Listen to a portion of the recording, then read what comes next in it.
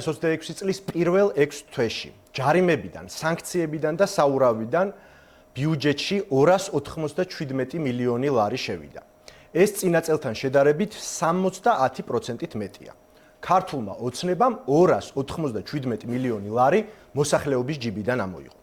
ეს არის ხალხის ძარცვა კანონის სახელით და ქართული ოცნების 14 წლიანი მმართველობის კიდევ ერთი მიღწევა. ხელისუფლება, რომელიც მოქალაქეებს პრობლემებს კი არ უგვარებს, არამედ მათ პრობლემებზე მილიონებს შოულობს. მხოლოდ 2026 წლის იანვარ-ივნისში მარტო თბილისში პარკირების ჯარიმებიდან ბიუჯეტში 11,193,927 ლარი შევიდა. წინა წლის ამავე პერიოდთან შედარებით ეს მაჩვენებელი, მაშინ როდესაც ეს მაჩვენებელი 6 მილიონ ლარსაც კი ვერ აღწევდა, შეგვიძლია ვთქვათ, რომ ზრდამ 95%-ს გადააჭარბა. ეს გახლავთ ქართული ოცნების დღევანდელი რეალობა. დაპირებული საპარკინგი ადგილების ნაცვლად გაზრდილი ჯარიმები, კომფორტული საზოგადოებრივი ტრანსპორტის ნაცვლად კონტროლიორების მიერ გამოწერილი მილიონობით ჯარიმა. მოქალაქეს არ აქვს ადეკვატური ალტერნატივა, ხოლო სახელმწიფოს აქვს მხოლოდ ერთი პასუხი: გაზრდილი ჯარიმა. ეს გახლავთ ქართული ოცნების მმართველობის მოდელი. ასე მართავს ქართული ოცნება ხალხს, არ სთავაზობენ კომფორტულ საზოგადოებრივ ტრანსპორტს, სამაგიეროდ ზრდიან ჯარიმებს.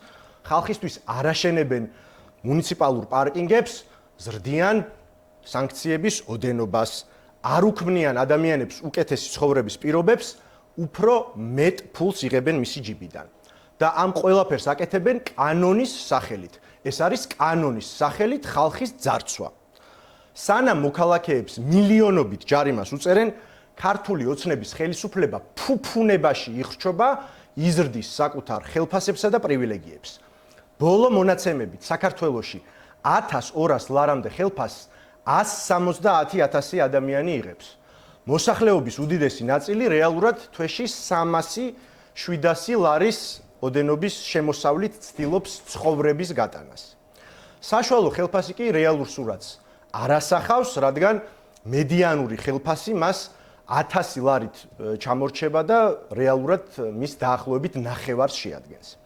სახელმწიფო ვალდებულია მოქალაქეებს პრობლემები მოუგვაროს და არ შექმნას მისი პრობლემებიდან საკუთარი შემოსავლის წყარო. ეს არის ხელისუფლება, რომელიც ადამიანებს დევნის ჯარიმებით სჯის, ადამიანებს აქციაზე დგომის გამო, სოციალურ ქსელში აზრის გამოხატვის გამო, ჯარიმებთან ერთად ადამიანებს აპატიმრებენ კიდეც განსხვავებული აზრისთვის, სოლიდარობა პოლიტიკურ პატიმრებს. სოლიდარობა ვახო სანაიას, რომელიც დღეს მურუსიძე ჩინჩალაძის სასამართლომ 14 დღით გაუშვა პატიმრობაში. ხალხის ჯიბიდან ამოღებული ფულით, ხალხის წინააღმდეგ შექმნილი სისტემა უნდა დაინგრეს. ხალხის ძარცვა კანონის სახელით ამ ქვეყანაში ერთხელ და სამუდამოდ უნდა დასრულდეს.